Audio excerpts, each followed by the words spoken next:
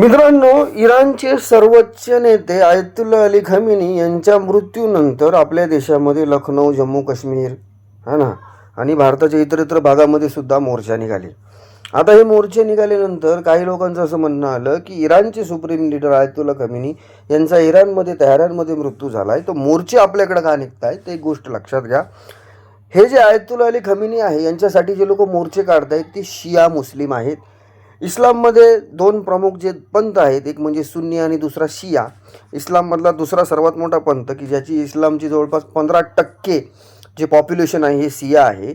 आणि हे जे आयतुल्ला अली खमेनी होते हे फक्त काय इराणचे सर्वोच्च लीडर किंवा रिलिजियस लीडर नसून हे जे जगामध्ये जवळपास 270 मिलियन म्हणजे 20,70,00,000 जे शिया मुस्लिम लोक राहतात या सर्वांचे धर्मगुरू होते. या सर्वांचं जे प्रतिनिधित्व करत होते आणि त्याचमुळं त्यांचा जो संबंध होता हा डायरेक्ट शिया धर्मियांशी होता. शिया धर्मियांचे ते सर्वात मोठे लीडर होते आणि त्याचमुळं आपल्या देशामध्ये जम्मू काश्मीर असन, लखनौ असन, मुंबई असन किंवा देशातला इतरत्र भागामध्ये जे मोर्चे निघत आहेत, प्रदर्शनं होत आहेत, त्यामागं ते इराणचे सर्वोच्च लीडर आहेत म्हणून नसून तर ते शिया पंथाचे, शिया मुसलमानांचे सर्वोच्च लीडर होते, त्यांचे ते आयतुल्ला होते, त्यासाठी हे मोर्चे निघत आहेत.